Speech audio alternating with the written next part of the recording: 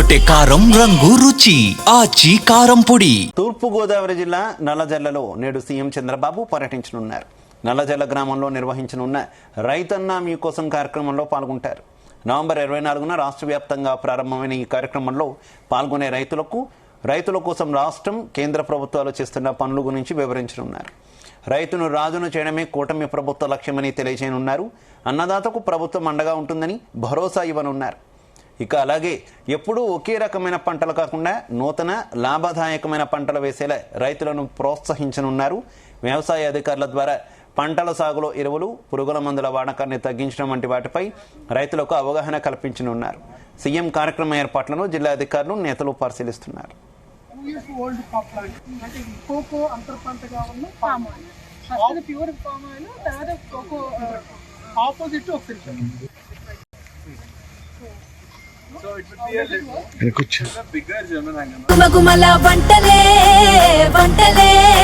ఎర్రగొట్టే కారం రంగు రుచి ఆచి కారం పొడి.